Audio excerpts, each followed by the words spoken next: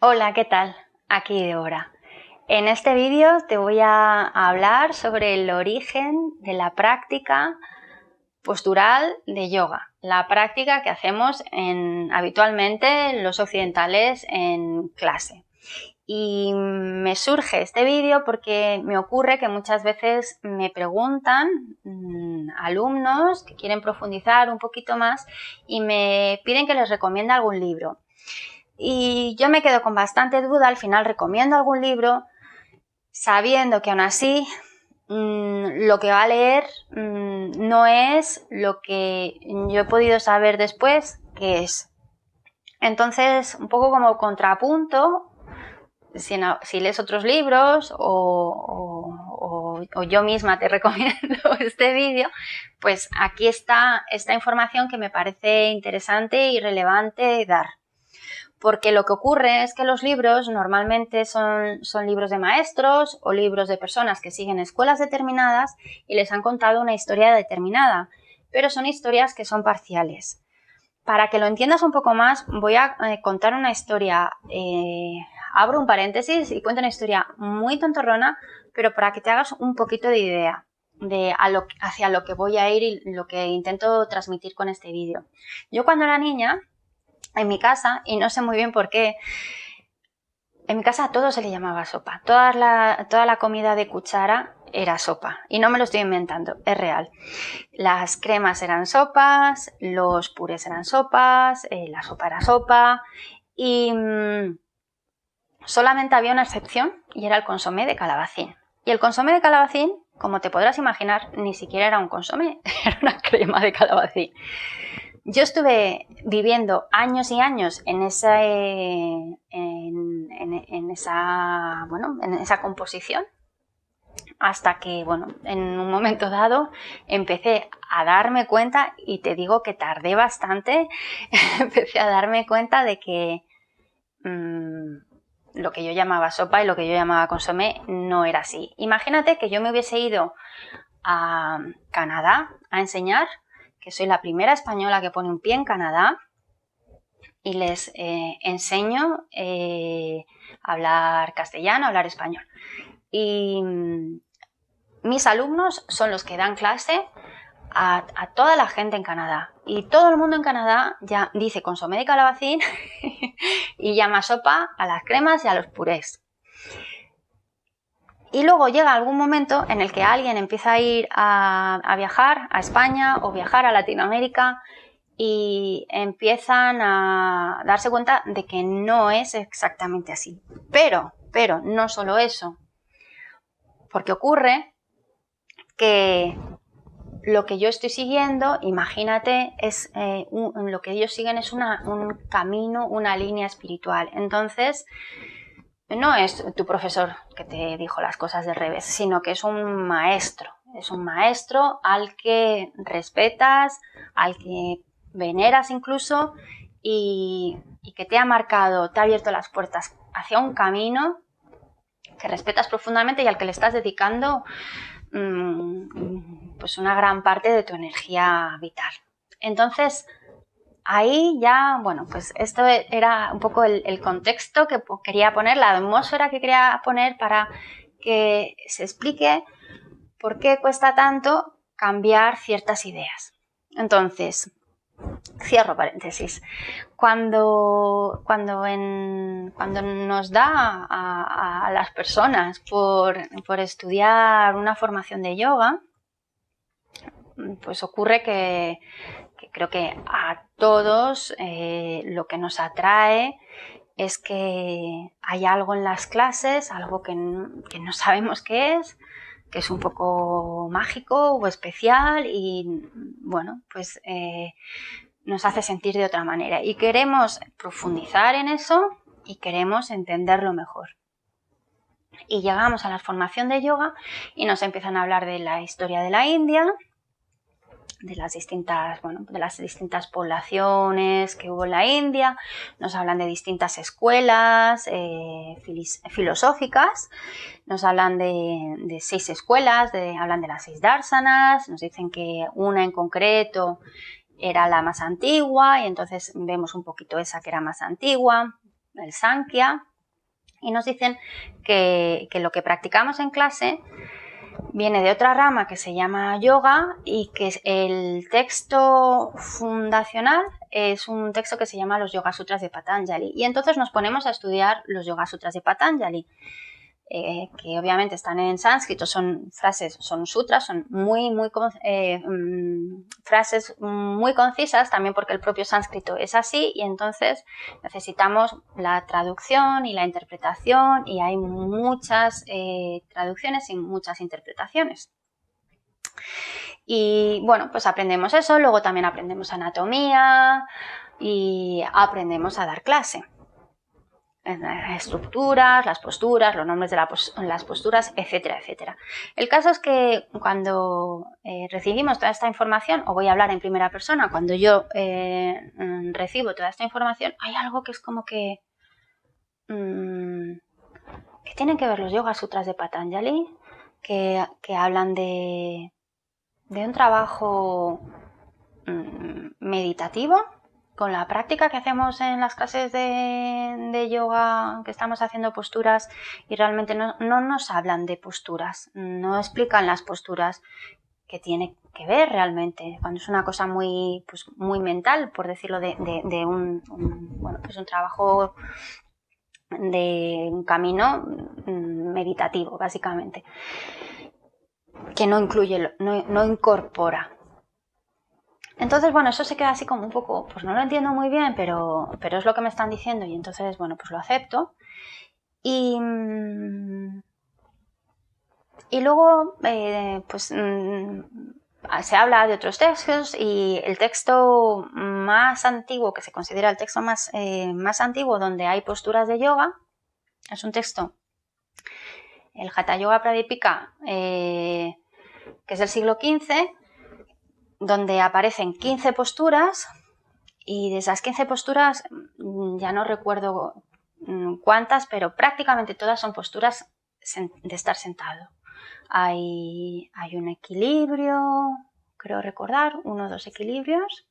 Está Savasana, creo recordar que está Dhanurasana. Hay alguna postura que es diferente a lo que se entiende ahora por esa postura. La postura de la tortuga, que en el Hatha Yoga Pradipika es una postura sentado, y está Paschimottanasana, la postura de la pinza. Y bueno, prácticamente todas las posturas son posturas de sentarse, posturas de estar en meditación. Entonces, bueno, pues ahí nos quedamos con esa cosa como que no encaja muy bien, pero bueno, ya está, porque realmente no es lo que nos ha llevado hasta ahí. Y hay gente que sigue profundizando porque algo de eso sí le interesa, y entonces, bueno, pues profundiza pues más en los Yoga Sutras, en este tipo de estudios. Y hay gente que no. Entonces, claro, luego llegan personas como Carlos Pomeda. Carlos Pomeda es un académico. Bueno, él fue un monje, estuvo viviendo en la India, habla sánscrito y ha sido profesor, se formó en Estados Unidos, vive en Estados Unidos y va por el mundo dando enseñanzas. Y Carlos Pomeda te dice, los Yoga Sutras de Patanjali no tienen nada que ver con el Hatha Yoga. No están conectados. Lo que pasa es que, claro, la gente que vino a Occidente y que como que, bueno, pues estuvo más pegada enseñando el yoga físico, en realidad venían de esa tradición y por eso te meten un poco ahí a presión en los Yoga Sutras de Patanjali, pero nada que ver. Ahora se entiende un poco por qué contaba la historia de la sopa al principio del todo, porque ocurre que aunque en el mundo académico todo el mundo sabe que es así, porque ya se han leído los textos, tienen acceso a los textos, hablan sánscrito, la gente que estamos en esto, pues no hablamos sánscrito, o incluso los que ya profundizan en una escuela, en una tradición, y escuchan lo que les están diciendo en esa tradición. Entonces, bueno, si el Hatha Yoga no tiene que ver con los Yoga Sutras de Patanjali, ¿con qué tiene que ver? Bueno, el Hatha Yoga está conectado con la práctica de Tantra. Eso por un lado. Y la práctica de Tantra no es una práctica, la gente oye Tantra y piensa en tener sexo. La práctica de Tantra es un camino muchísimo más amplio que eso, es otro tipo de camino que en su momento fue muy revolucionario. Hay prácticas como las visualizaciones, meditar visualizando, que proceden del Tantra, que antes no existían. Pero aún así, el Hatha Yoga, aunque consideramos que el Hatha Yoga es el yoga físico, el Hatha Yoga no tenía todas esas posturas. Carlos Pomada es muy gracioso porque él cuando la gente va a hacer lo que entendemos por Hatha Yoga, va a hacer la práctica de posturas, dice sí, bueno, vosotros id a estiraros, a hacer esos estiramientos o a hacer ejercicios, ¿sabes? Lo hace así como un poquito riéndose. Porque para él eso no tiene ninguna conexión, no tiene ninguna base en la tradición. Entonces, si esto no tiene base en la tradición, ¿de dónde surge? Para eso hay un libro que lo cuenta muy bien y de manera muy, muy profusa, con muchísimos detalles. Es un libro así bastante, yo diría que académico, con muchas notas y demás, y que habla de textos que realmente ha habido mucha investigación detrás, que se llama Yoga Body. Yoga Body, el autor se llama Mark Singleton. Es un texto que habla de la historia de la práctica postural moderna. Y es un libro muy interesante, pero que no suelo recomendar cuando la gente me pregunta, porque es un libro denso y no creo que sea un libro así como para arrancar. Y además, que yo sepa, todavía no está traducido al español. Y en este libro lo que Singleton explica con muchísimas pruebas es que realmente la práctica de yoga físico, la práctica física que hacemos en las clases es resultado de un recorrido de ida y vuelta entre Occidente y Oriente. Hay que tener en cuenta que la India fue parte del Imperio Británico durante mucho tiempo y que por ello la presión, la visión del Imperio Británico caló en lo que se transmitía hacia Occidente, y por eso las primeras prácticas que llegaron desde la India a Occidente no hablaban para nada del aspecto físico, porque en aquel momento en Occidente se consideraba, se despreciaba todo lo que tuviese que ver con el cuerpo, y algunas de las cosas que que algunos practicantes hacían en la India, y tened en cuenta que la India es casi un continente en sí mismo, algunas de estas prácticas también se despreciaban un poco por similitudes con prácticas que había en Europa. Me estoy refiriendo a los contorsionistas que hubo durante muchos siglos en los circos, en las ferias, y que hacían posturas extrañas y posturas que, bueno, pues que espantaban un poco para ganarse unas monedas. Esto en la India también ocurrió. Entonces, bueno, pues se puede discutir si fue un poco, si era así ya, o si fue producto de esa presión, esa imagen del propio Imperio Británico que hizo que los indios despreciaran cierto tipo de prácticas. En cualquier caso, lo que ocurrió es que llega un momento en el que en Europa se empiezan a interesar por el trabajo corporal y aparecen estos movimientos culturistas entre los hombres, o aparecen movimientos de gimnasia armónica entre mujeres. Y entonces nos encontramos que a principios del siglo XX, pues por ejemplo en el Reino Unido o en el norte de Europa, las mujeres hacían este tipo de gimnasia, los hombres hacían su culturismo, sus gimnasias que buscaban utilizar el propio cuerpo para estar en forma, digamos, ¿no?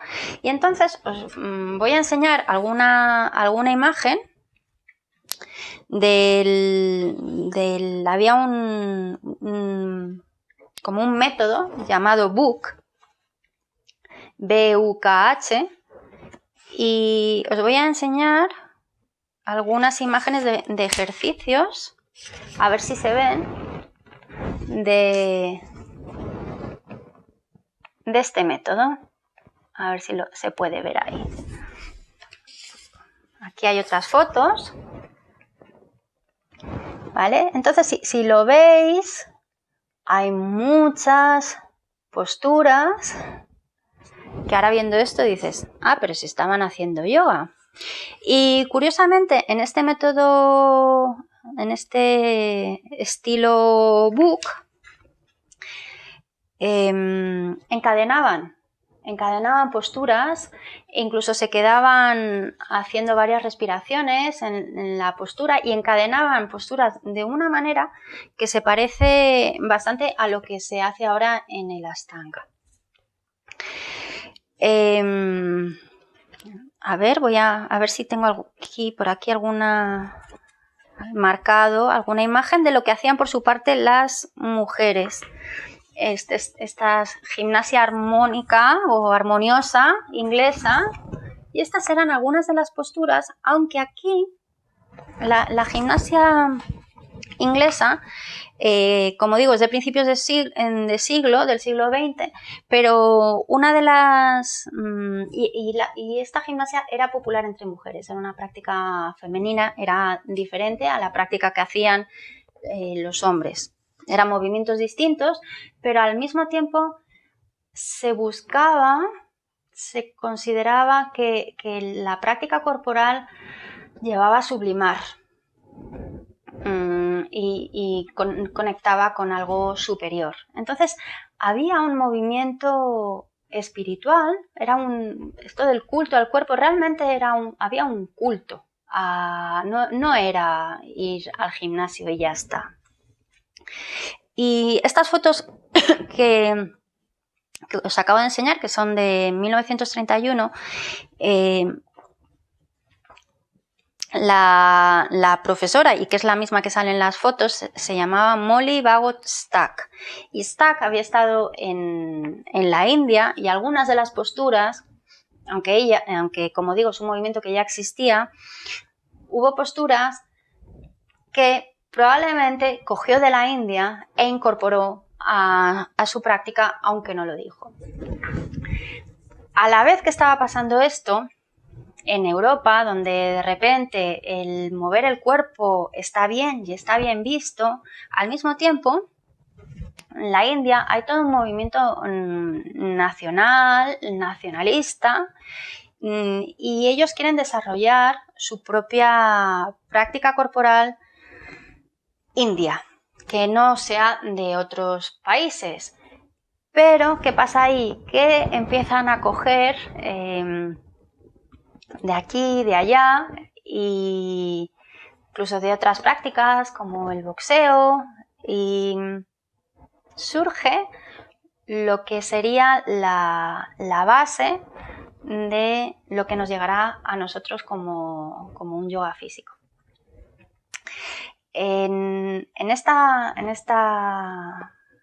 base tiene mucha importancia un maestro que se llamaba Krishnamacharya, y Krishnamacharya fue el maestro muchos de los maestros que como digo, que la pegaron en Occidente, que llegaron y tuvieron mucho éxito. Pues, por ejemplo, Iyengar era cuñado de Krishnamacharya y no estuvo demasiado con él, pero estuvo primero con Krishnamacharya. Luego desarrolló una práctica muy de sostener posturas, que no fue hacia donde fueron las enseñanzas de Krishnamacharya. Krishnamacharya era más del movimiento, pero bueno, también estaba Patabi Joyce, también estaba Indra Devi no era india, y aunque ahora no se la recuerda, fue muy popular en Estados Unidos, enseñó a actrices y a gente famosa.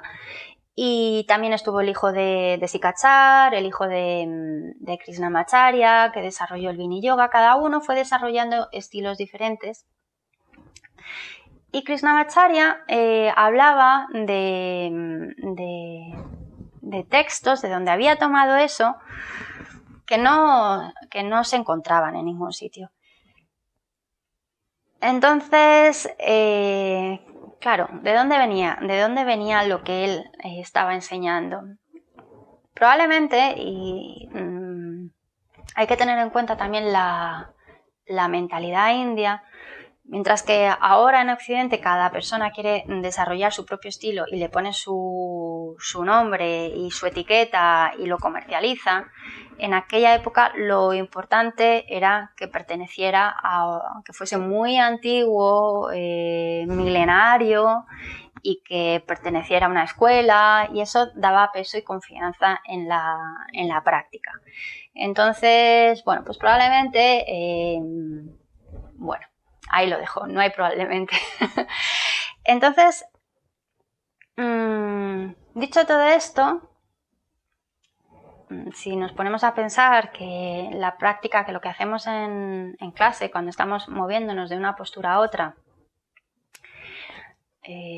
pues no es tan milenario, ni es tan espiritual, ni es tan mágico, puede que digamos, pues vaya decepción y vaya chasco. Pero también podemos hacer una lectura diferente, y por un lado es que incluso en Europa había un movimiento, aunque bueno, podía estar más conectado con un tema en ocasiones de belleza, de ser esbelto, que estaba en la gimnasia femenina. También había una búsqueda de salud. Componentes que, bueno, que están ahora en muchas de las clases y en muchas de las personas que practican yoga porque está de moda, porque quieren que su cuerpo tenga una apariencia diferente, y hay gente para la que está bien así, igual que estaba bien cuando se hacía la gimnasia sueca o la gimnasia británica o la gimnasia danesa. Y hay gente que encuentra esa conexión más espiritual, porque hay algo en el contacto con el cuerpo que sí nos lleva, o nos puede llevar, no obligatoriamente, pero nos puede llevar a una mayor intimidad, a un mayor autoconocimiento y a una necesidad de búsqueda de algo que no encontramos afuera, o que incluso va un poco en contra de los mensajes que nos están dando. Así que bueno, como veis, doy toda esta información. Lo que queda claro es que nada está muy claro, que ha habido caminos de ida y vuelta, que nos estamos influyendo mutuamente constantemente, que el hecho de que, por ejemplo, los Yoga Sutras de Patanjali no estén conectados, pues eso no quita que pueda ser interesante estudiar los Yoga Sutras y que se conviertan en una base de una práctica. Simplemente se trata un poco de aclarar ciertas ideas, de aclarar ciertos conceptos, de dejar de idealizar. Eso no quita que se pueda seguir practicando, y que igual que hubo pues este movimiento y algunos grandes maestros indios cuyas enseñanzas se han seguido de una manera o de otra en Occidente, también ha habido en el campo del trabajo corporal, pues grandes maestros que han aportado mucho, pues se me ocurre Moshe Feldenkrais o pues, por ejemplo en la técnica Alexander, o todo el movimiento somático, muchas mujeres implicadas en el movimiento somático, que también llevan a esa conexión con uno mismo y que también llevan a ese autoconocimiento y ese reconocimiento de uno y hacia los otros. Entonces, bueno, creo que también ocurre que hay épocas en las que a la vez en distintos lugares empiezan a florecer inquietudes y se van bebiendo y se van influyendo las unas en las otras y está bien. Y bueno, pues nada, aquí lo dejo. No hay certezas absolutas y aún sin certezas absolutas podemos seguir practicando. Y creo que ese es para mí el mensaje escurridizo, pero también importante, ¿no? Que no es necesario que todo sea blanco y negro. De hecho, la vida no es blanco y negro. Y no por ello está mal, sino todo lo contrario. Bueno, gracias por haber llegado hasta aquí, por haber escuchado hasta aquí. Si no te has suscrito todavía al canal, te animo a que te suscribas, te animo a que compartas si consideras que a alguien le puede resultar interesante este vídeo u otros vídeos del canal. Y bueno, pues nos vemos pronto. Hasta luego.